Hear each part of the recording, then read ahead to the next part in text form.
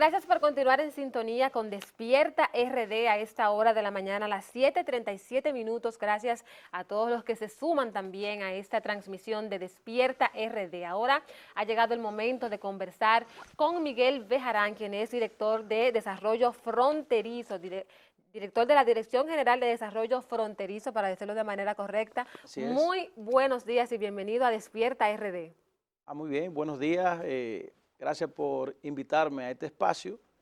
Y qué bueno que aquí estamos entre la sangre vieja y la sangre nueva. La sangre vieja soy yo. Una combinación perfecta entre la experiencia, ¿verdad? Y el inicio de una periodista que yo creo que por su perfil va a ser destacada. Ya lo es, ya se ha destacado. A la orden, sí. Estamos aquí para responder sus inquietudes. Don Miguel, es interesante, y cuando nos íbamos a la pausa yo hablaba de que hablar de la situación fronteriza era un tema que me apasionaba, porque como dominicano siempre he estado preocupado por el ambiente que se vive en las fronteras.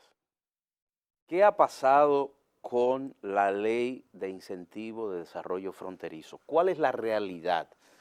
Hay empresas que se oponen a que se derogue la ley, o sea, a que se siga postergando el funcionamiento de esa ley. Hay otros sectores que piden la modificación de esa ley.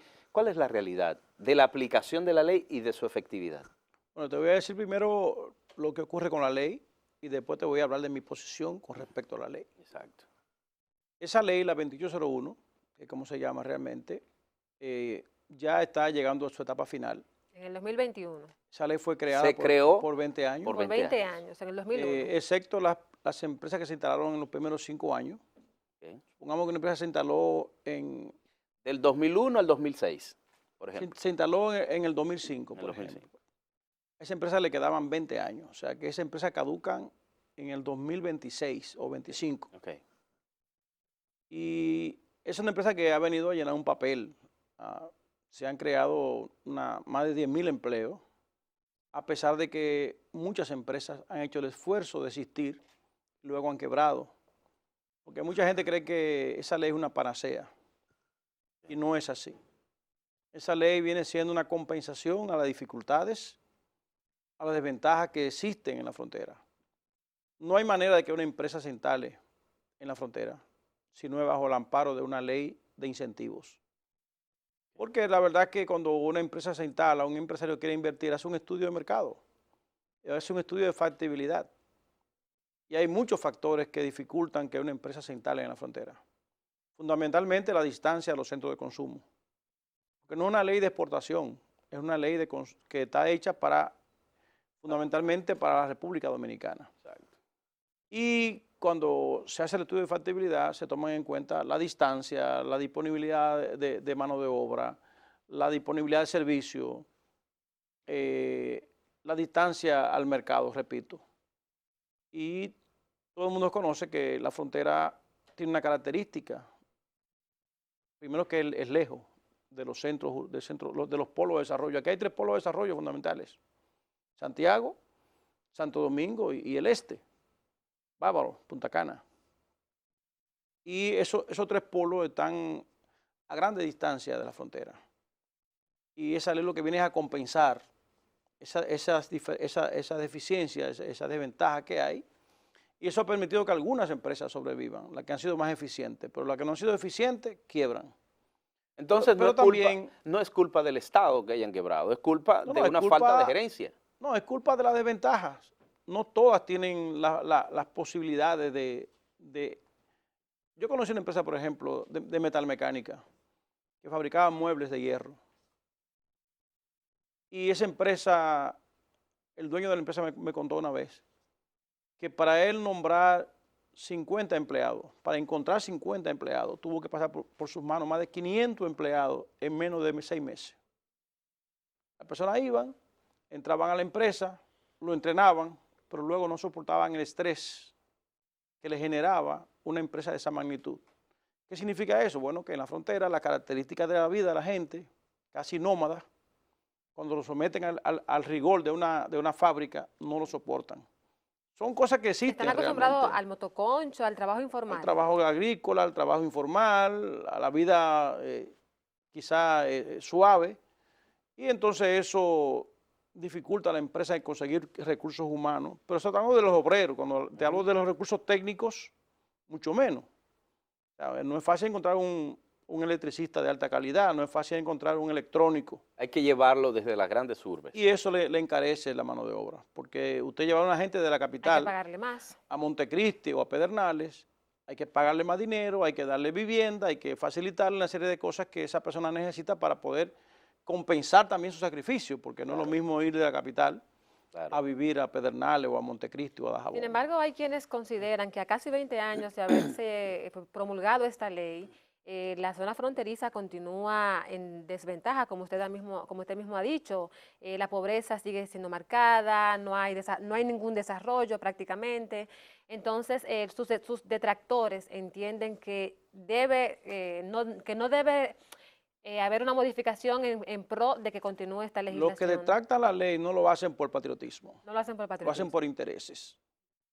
Okay. Y esos intereses de ellos están por encima de la patria. La Constitución manda a los poderes públicos en el artículo 10 a elaborar políticas diferenciadas para la frontera, tanto a nivel del régimen de tenencia de la tierra, que aquí no se habla mucho de eso, pero inclusive la Constitución contempla que para vender tierra en la frontera se tengan ciertos requisitos, porque es una zona vulnerable, una zona de seguridad nacional. Nosotros no podemos negar que nos independizamos de Haití, que hay un conflicto histórico con Haití. Naturalmente no son nuestros enemigos, pero sí fueron de las personas de los cuales nos liberamos. Bueno, lo son y no lo son. Sí, no son enemigos. Lo son y no lo son. No lo veo como porque enemigo. ellos son los que acechan, o sea, ellos viven acechando constantemente, porque incluso siguen creyendo que porque la idiosincrasia de ellos es que se le transmite ese mensaje. Pues yo creo que nosotros estamos aquí, pero realmente pertenecíamos allá. Sí, pero yo creo que tanto aquí como allá hay personas que viven del haitianismo. Okay.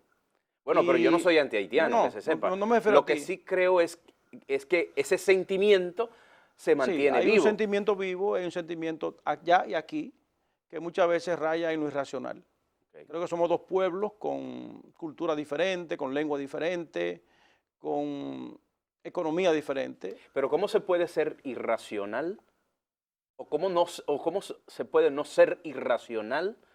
No lo estoy justificando, pero ¿cómo se puede ser así cuando constantemente hay un asedio, cuando constantemente hay una motivación y una motorización de acciones que dan al traste con lo que establece la ley? Yo te digo que hay personas, tanto allá como aquí, que viven motorizando el conflicto.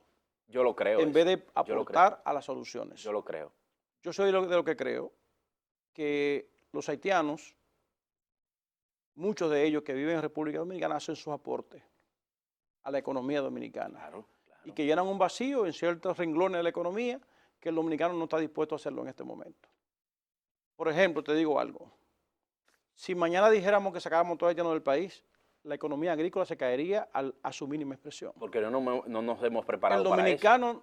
El dominicano no es que no le gusta trabajar, es que las condiciones de trabajo y quiere que le paguen bien en también. El campo no son apropiadas. Usted le puede pagar 500 pesos a un dominicano diario para trabajar agricultura y muy pocos van a trabajar agricultura. Es una realidad. A veces no la queremos ver con los ojos de la naturaleza, o sea, que queremos verlo con la mirada de una ideología, de un sentimiento que no nos permite ver la realidad. Ahora, yo creo mucho en el tema de la regularización. Yo creo mucho que lo que ocurre en este país es la entrada ilegal masiva de haitianos que generan dificultades en República Dominicana, desde el punto de vista laboral para los dominicanos, naturalmente. Desde todos los puntos de vista. Como también desde social. el punto de vista de la salud. El pueblo haitiano es un pueblo sin salud, es un pueblo haitiano con una serie de vectores de contaminación de salud, como el paludismo, muchísimas enfermedades que son prácticamente endémicos allá y que aquí hemos logrado controlarlo. Sí. Y que cada vez que ellos vienen, pues son vectores de contaminación a nivel de salud. Eso hay que regularizarlo, hay que hacer un esfuerzo grande para hacerlo. Pero yo creo que, ¿cómo se hace? Bueno, yo creo que se hace generando oportunidades. Por ejemplo, usted va a la frontera, la gente cree que en la frontera está llena de haitianos. Hay más haitianos en Bávaro que en la frontera. Porque el haitiano cruza a buscar oportunidades de empleo. Ellos no vienen a, no Y en la vienen de frontera turistas. no hay empleo. Y en la frontera no hay empleo. Es más, los dominicanos se van de la frontera porque no hay empleo. Cuando usted ve el mapa de la isla, usted ve entonces lo que llaman los factores de desplazamiento demográfico. Y usted va a ver que los vectores apuntan todos hacia el este. Los dominicanos se retiran de la frontera hacia el este y los haitianos se acercan a la frontera hacia el este. ¿Buscando qué? Buscando oportunidades de vida. ¿Qué se puede hacer empleo. entonces con esta ley? Yo creo que la ley hay que repetirla, pero hay que corregirle las dificultades que tiene, hay que modificarla. Esa ley hay que hacerla por 20 años más. ¿En qué punto hay que modificarlas? Hay una serie de factores, por ejemplo, en el régimen aduanero. Una de las cosas que se alegaba siempre aquí era que esa ley era usada por personas inescrupulosas para evadir impuestos. Y tiene ciertas debilidades que hay que corregirla. Aduana, la dirección de aduana no tiene control aduanero en las empresas. Simplemente hace el chequeo en la aduana, lo libera Lo que le reportan. y luego usted no sabe hacia dónde va esa mercancía, porque no hay un control aduanero. Por tanto, esa materia prima, esos bienes intermedios, pueden ir a cualquier sitio. Es decir, si se produce, por ejemplo, cerveza en Cabo Rojo, Sí. o cemento en Cabo O Rojo, póngale motores. o motores. Motores de dos ruedas, Exacto. motocicletas. Ese producto debe ir a un sitio específico, que haya agentes aduanales registrando En la y empresa hay que confirmando ponerle esta feta de control aduanero. salieron 2.000 motores, bueno, aquí llegaron 500, se desviaron 1.500. Exactamente. Ese tipo de Esa control. cosa hay que controlarlo. Segundo, hay que controlar el tema del empleo. Yo no justifico que una ley que facilita a las empresas con un sacrificio fiscal, las facilidades para que produzca, que luego la mano de obra que se emplea ahí sea extranjera. Hay que tener un control. O por lo menos que no sea mayoritariamente extranjera. Que se aplique la ley, el 20%. 20-80. 20-80. 80-20. 80-20. Porque es un contrasentido, que es una ley que es un sacrificio fiscal para la República Dominicana, se instale en la frontera y que luego no produzca los empleos que estamos buscando que se produzcan a través de ella. Entonces hay que regularizar. Creo que esa ley debe ser amarrada con la TCS y incluido su nivel de exoneración con el empleo. Pero ¿cómo procurar eso, don Miguel? Si, por ejemplo, en el caso de Pedernales, que hay una empresa que se dedica a traer pacas, a exportar pacas, allí cerca del 70-75% de mujeres que trabajan son haitianas.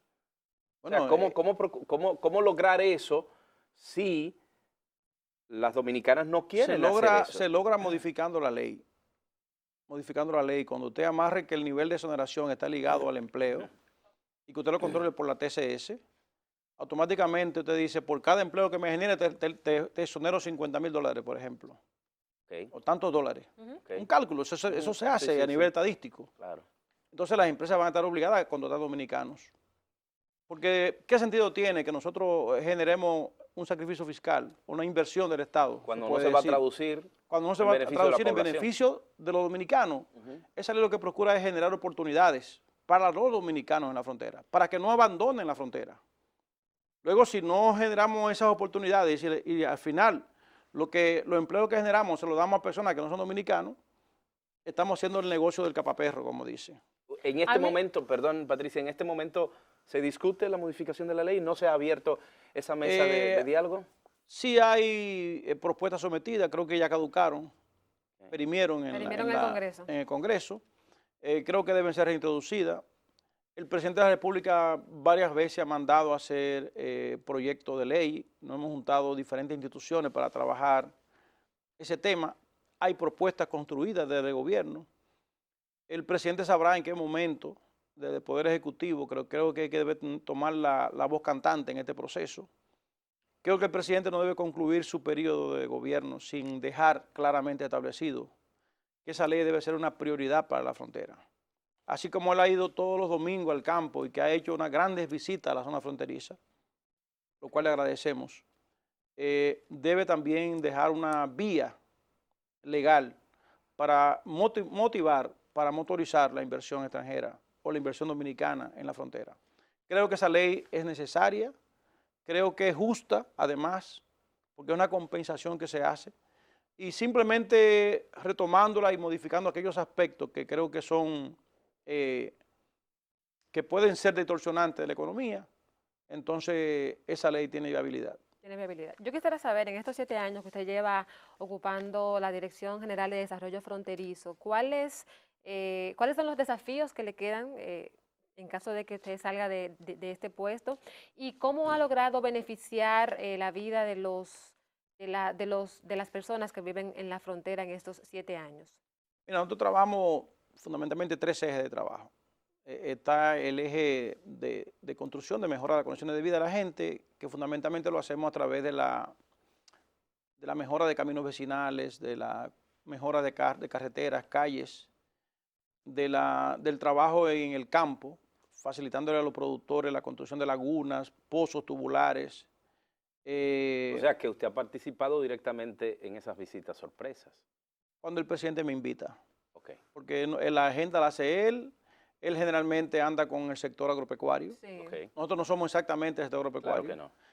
Somos una institución muy especializada. Pero porque, tienen que ver, sí, claro, técnicamente tienen que ver con el desarrollo tareas, de ese cuando me asignan sector. tareas, entonces ya entramos dentro de los planes de la visita sorpresa, sí, y nos asignan los recursos y cumplimos con las tareas que se nos asignan.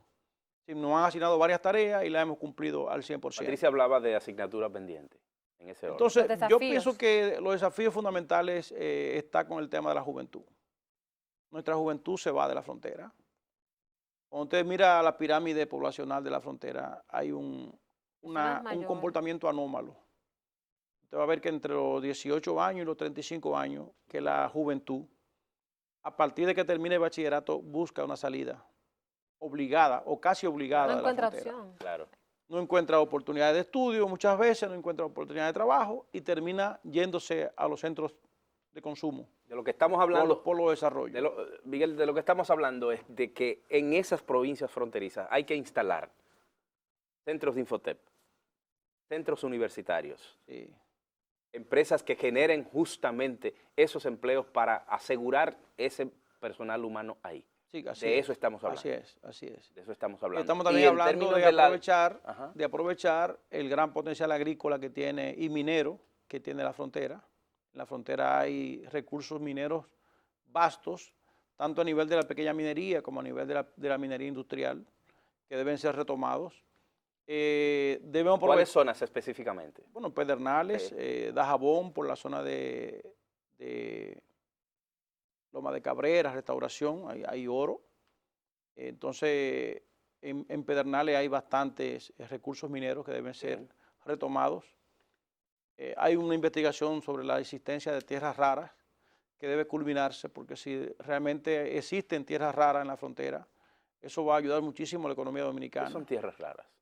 Son elementos no metálicos que intervienen. ¿Como el mármol? No, son otras sustancias. ¿Pero de qué estamos hablando? Son las sustancias que se utilizan para la construcción de equipos electrónicos. Okay. Entonces, ¿estamos hablando de platino, de litio, de ese tipo de cosas? Tampoco. Don Miguel no quiere decir, parece. No. Pero bien. Sí. O sea, que hay un potencial importante. Son un grupo de... Yo no soy químico, pero son un grupo de minerales no metálicos, sí, que intervienen en la fabricación de alta tecnología. Okay. China es el mayor productor del mundo de tierras raras y abastece a gran parte también del mundo, Estados Unidos y todos esos países, el país que más produce tierras raras. ¿El presidente tiene conciencia de eso? Claro, el presidente inclusive dio un decreto donde la Dirección de Minería se está encargando de hacer una investigación, una prospección de estudio, un estudio de posibilidades. Ahí vimos que el ministro fue a China para hacer algunos contactos. Entonces creo que fundamentalmente nos queda como desafío regularizar el mercado haitiano, aprovechar todo ese potencial comercial que existe con Haití. Haití hoy es el tercer socio comercial, era el segundo, ahora el segundo es China. El tercer socio comercial es de República Dominicana y esa ese potencial de comercio que hay ahí no se aprovecha en la frontera. Okay. Solamente Dajabón es el único municipio que ha tenido las posibilidades, la capacidad, gracias a que tiene un mercado muy diversificado, que tiene un mercado muy abierto, le da gran participación, a pesar de que no es el punto más de mayor volumen económico. Exacto. El mayor volumen económico está a Malpaso. Sí. Sin embargo, yo soy de lo que digo que el mercado transfronterizo de Malpaso está secuestrado. Claro. Secuestrado por personas que no permiten que el pueblo participe, que la gente participe.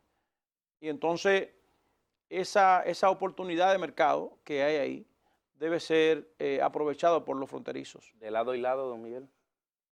Del lado haitiano yo no manejo mucho la situación. Creo que en Haití hay más apertura. Okay. Hay más apertura. ¿Más apertura que aquí? Sí, porque pero eso es mucho decir. Sí, porque en Haití el mercado informal, a nivel del comercio transfronterizo, claro. El mercado informal en Haití es mucho más poderoso. Recuerde que el Estado haitiano inclusive tiene dificultades para recaudar fondos, recaudar sí. los impuestos que se hacen en la frontera. Miren. Porque al tener un Estado sin regulación, es más difícil para ellos recabar los recursos que generan las aduanas. Miren, no hablamos del tema político, pero vamos a querer que usted venga en los próximos días, porque no hablamos de ese tema. Claro, ese panorama en el PLD. Faltó mucho de la frontera hay y faltó la política. Y faltó la política. Pero hay que despedirnos, si Dios lo permite, esperamos tenerlo por aquí próximamente. Yo solamente Ojalá le digo sea a ustedes pronto. que cuando se dan estos choques, de estos choques nacen muchas cosas buenas. ¿Es cierto que nunca es más oscura la noche que cuando va a amanecer? Sí, así es. Bueno, éxito, Miguel. Muchas gracias. Amigos televidentes, nos veremos mañana si Dios lo permite y les invitamos a que continúen en sintonía con toda la programación de Telecentro Canal 13.